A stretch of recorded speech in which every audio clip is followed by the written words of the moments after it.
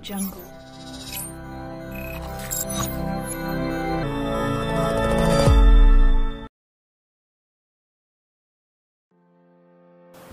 Oke, Assalamualaikum warahmatullahi wabarakatuh.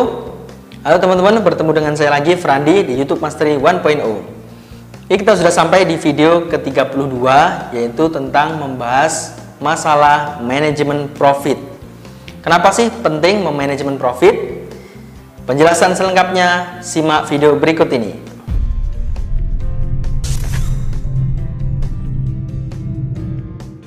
Jadi tema ini sengaja saya usung karena memang kebanyakan para e-commerce, kebanyakan para YouTuber itu mereka tidak begitu pandai memanage profit gitu ya. Akhirnya penghasilannya sih besar setiap bulan, tapi ternyata habis gitu ya.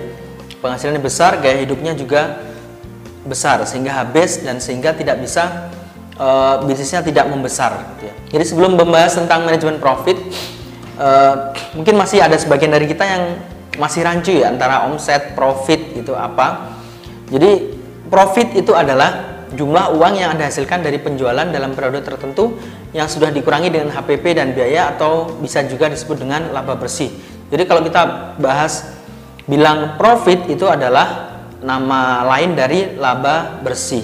Nah, kalau di YouTube bagaimana? Ini kalau di penjualan ya, maka ada penjualan kemudian dikurangi dengan HPP dan biaya. Nah, kalau di YouTube bagaimana? Gitu ya. Kalau di YouTube, maka yang dimaksud dengan profit itu adalah earning kita per bulan. Kalau misalkan kita penghasilan kita, revenue kita dari AdSense gitu ya, dari menjual produk itu ditotal semua gitu ya. Ditotal semua dikurangi dengan biaya-biaya lain. Kalau dengan AdSense maka ada biaya karyawan gitu ya. Kemudian kalau menjual produk maka ada HPP, ada biaya-biaya lain yang muncul gitu ya. Itu jadi laba bersih. Kemudian profit management, jadi profit bisnis ini bisa menjadi sebuah bumerang jika kita tidak bisa mengelolanya dengan benar.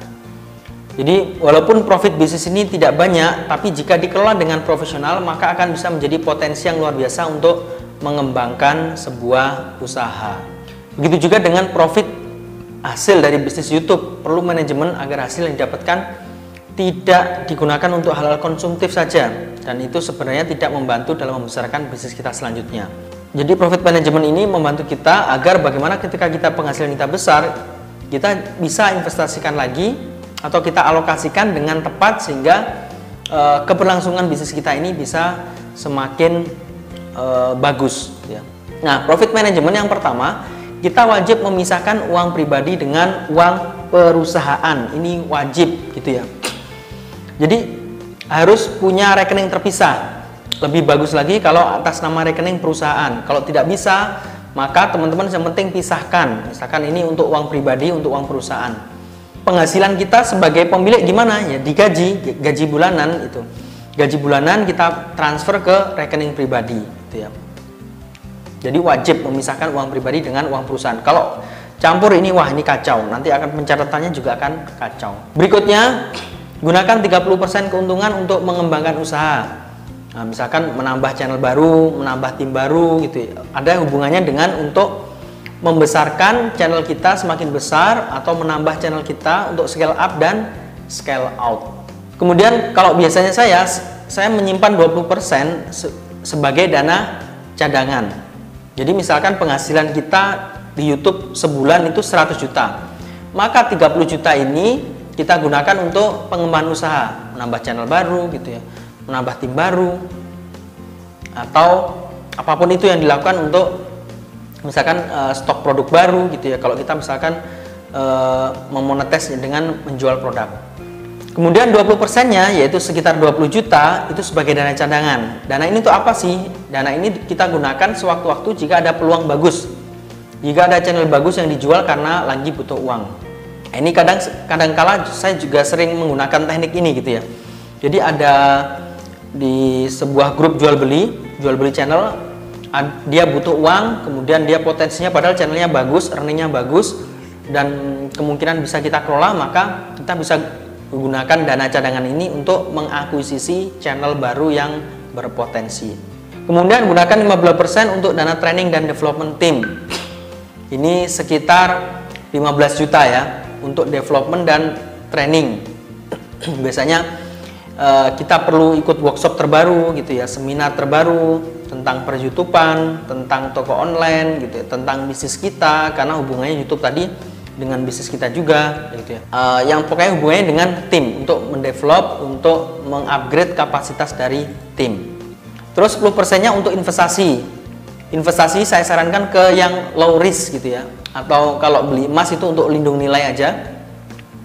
Atau teman-teman bisa beli kos-kosan gitu ya, beli kontrakan, beli ruko gitu ya. Investasi yang low risk, yang resikonya kecil, atau membeli saham untuk jangka panjang, bukan untuk trading gitu ya. Jadi untuk portofolio dengan membeli saham yang saham rekomendasi gitu ya. Jadi bukan untuk trading perdagangan, tapi untuk jangka panjang kita menikmatinya dengan mendapatkan dividen. Kemudian gunakan 10%-nya untuk zakat dan dana sosial. Ya, biasanya ada CSR, di saya alokasikan untuk CSR. Jadi ada zakat dan juga untuk CSR. Kalau zakatnya itu 2,5, maka 7,5-nya untuk CSR. Dan terakhir adalah untuk reward diri. Sisihkan 15% untuk reward diri sebagai bentuk apresiasi terhadap kerja keras.